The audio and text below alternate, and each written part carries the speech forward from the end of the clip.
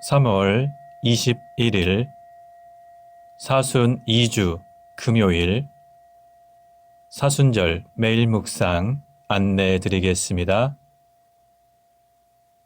일독서의 말씀은 창세기 37장 3절에서 4절, 12절에서 13절, 그리고 18절에서 28절까지 말씀입니다.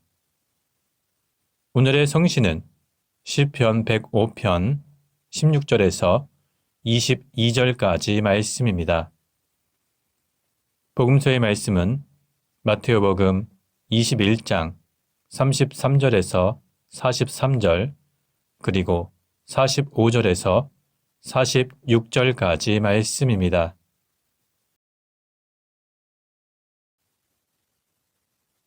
성부와 성자와 성령의 이름으로 아멘. 주여, 우리 입을 열어주소서.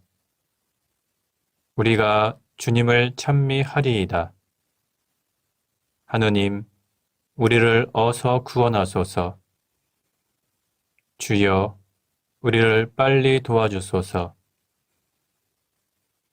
영광이 성부와 성자와 성령께 처음과 같이 지금도 그리고 영원히 아멘.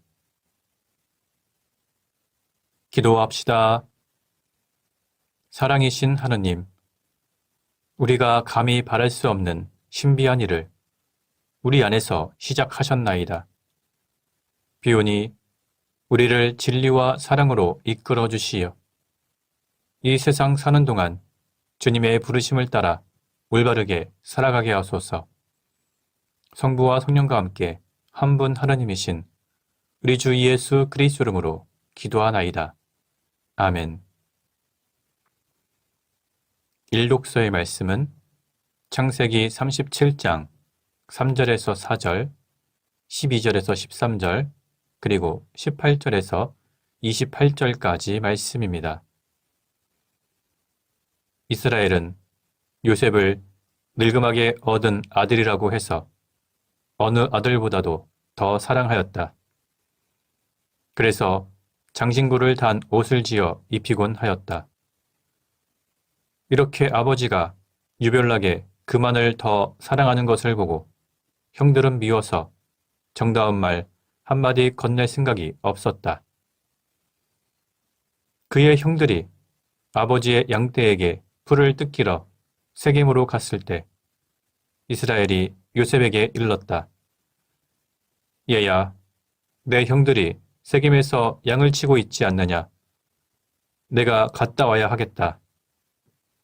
그가 대답하였다. 네, 가지요.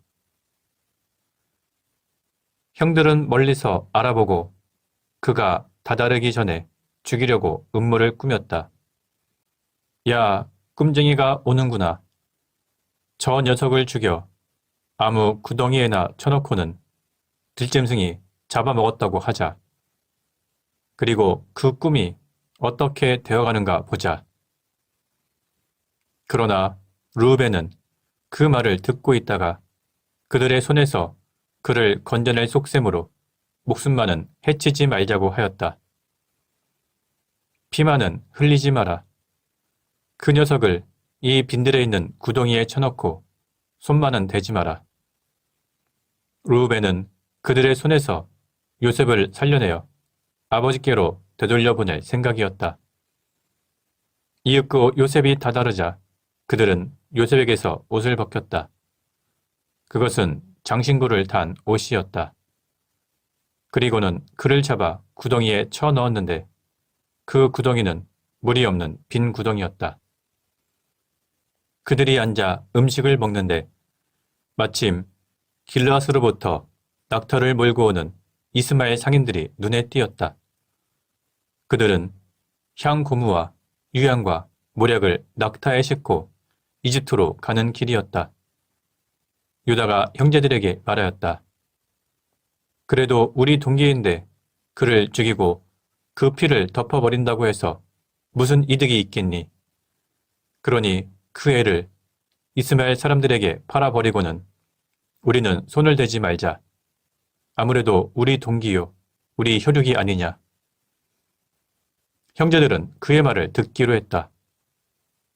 그러는 동안 미디안 상인들이 지나가다가 요셉을 구덩이에서 끌어내었다. 그들은 그를 이스마엘 사람들에게 은 20냥에 팔아넘겼다. 이스마엘 사람들은 요셉을 이집트로 데리고 갔다. 주님의 말씀입니다. 하나님께 감사합니다. 오늘의 성신은 시편 105편 16절에서 22절까지 말씀입니다. 그 뒤에 주께서는 그 땅에 기근을 불러 들이시고 그들의 식량 지팡이를 부러뜨리셨다. 그러나 사람 하나를 먼저 보내셨으니 곧 종으로 팔려간 요셉이다. 요셉은 거기에서 발에 착고를 차고 목에는 쇠칼을 쓰고 고생을 하였으나 마침내 그의 예언은 이루어졌다. 주님의 말씀은 그가 진실됨을 증명해 주었다. 왕은 사람을 보내어 그의 사슬을 풀어주었으니 여러 족속을 다스리는 자가 요셉을 놓아주었다. 그리고 그에게 나라 일을 맡겨 온 살림을 주관하게 하며 신하들을 마음대로 교육하고 원로들에게는 지혜를 가르치게 하였다. 영광이 성부와 성자와 성령께 처음과 같이 지금도 그리고 영원히 아멘. 복음서의 말씀은 마태오복음 21장 33절에서 43절 그리고 45절에서 46절까지 말씀입니다. 또 다른 비유를 들겠다.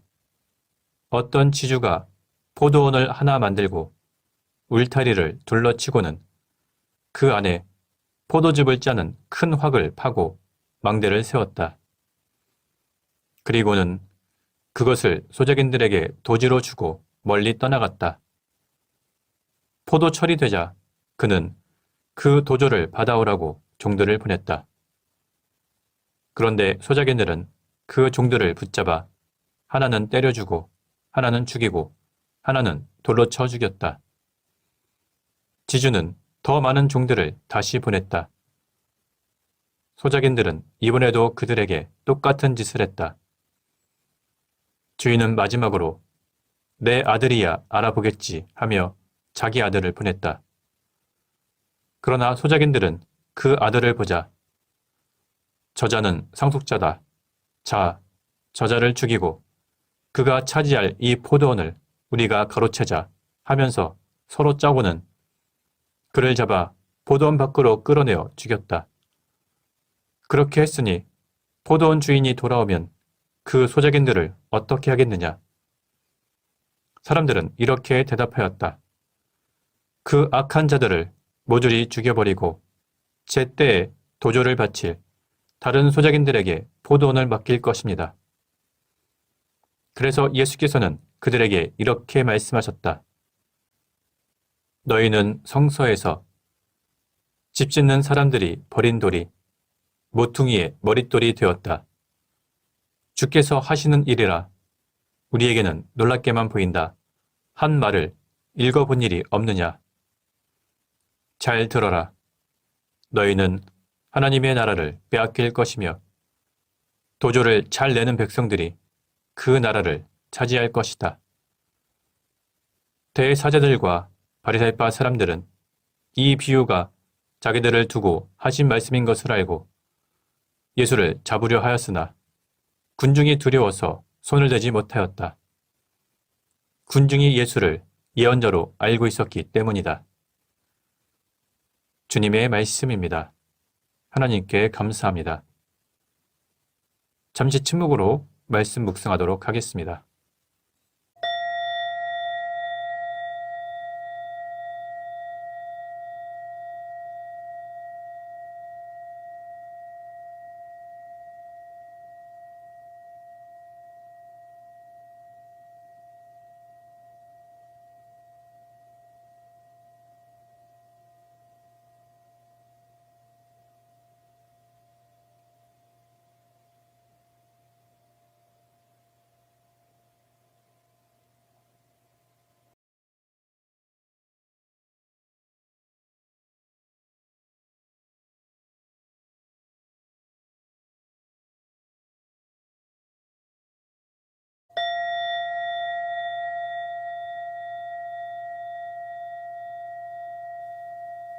잠시 묵상 나눔 하도록 하겠습니다.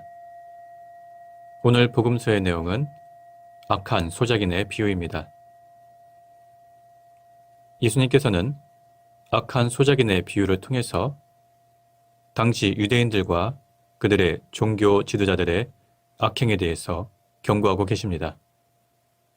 예수님께서는 오늘 비유를 통해서 그들이 하나님을 대적한 죄악을 저지른 것을 지적하고 있습니다. 좀 더 구체적으로 말하면 악한 소작인으로 비유된 유대인들과 그들의 종교 지도자들은 주인의 종으로 표현된 하나님의 예언자들을 박해하고 죽였을 뿐만 아니라 심지어는 포도원 주인의 아들로 비유된 예수님까지도 죽이고 말 것이라는 사실과 하나님 나라의 축복이 유대인들의 불순종 때문에 이방인들에게 옮겨질 것이라고 말씀하셨습니다. 오늘 본문에 나타난 악한 소작인의 비유는 당시의 유대 사회에서 시행되던 소작 제도를 사회적 배경으로 하고 있으며 동시에 구약 성경의 이사야서에서 언급된 포도원의 비유 사상을 배경으로 하고 있습니다. 오늘 본문을 통해서 우리는 몇 가지 교훈을 알 수 있습니다. 먼저 예수 그리스도를 영접하지 않고 끝까지 배척하는 사람들은 결국 하나님의 공의로운 심판을 받아 영원한 형벌을 받게 될 것이라는 사실입니다. 포도원 주인의 아들을 영접하기는커녕 오히려 그를 배척하여 죽인 소작인들의 사악한 모습은 하나님의 아들 예수 그리스도께서 이 세상에 오셨지만 자신들의 악한 행위가 드러날까봐 주님을 배척한 사람들의 모습과 동일합니다. 따라서 이러한 사람들에게는 하나님의 심판만이 남아있을 뿐입니다. 복음을 받아들인 사람들에게는 예수 그리스도가 구원의 초석이 되지만 복음을 배척하는 사람들에게는 심판의 돌이 됩니다. 이것은 마치 십자가의 진리가 멸망하는 사람들에게는 미련한 것처럼 보이지만 구원을 얻은 신자들에게는 하나님의 능력이 되는 것과 동일한 원리입니다. 오늘 말씀을 묵상하며 하나님께서 우리에게 맡기신 포도원이 무엇인지 분별하며 우리가 하나님께 바칠 도저가 무엇인지 성찰해 보아야 할 것입니다. 그리고 우리는 착하고 충성된 소작인으로 살고 있는지 아니면 오늘 비유의 말씀처럼 악한 소작인으로 살고 있는지 성찰해 보아야 할 것입니다. 성부와 성자와 성령의 이름으로 말씀드렸습니다. 아멘. 사도신경으로 우리의 신앙을 고백합시다. 나는 믿나이다. 전능하신 하나님 아버지, 하늘과 땅의 창조주를 믿나이다. 하나님의 외아들, 우리 주 예수 그리스도, 성령으로 동정녀 마리아에게 잉태되어 나시고 본티오 빌라도 치하에서 고난을 받으시고 십자가에 못 박혀 죽으시고 묻히셨으며 죽음의 세계에 내려가시어 사흘 만에 죽은 자들 가운데서 부활하시고 하늘에 올라 전능하신 하나님 오른편에 앉아 계시며 산이와 죽은 이를 심판하러 다시 오시리라 믿나이다.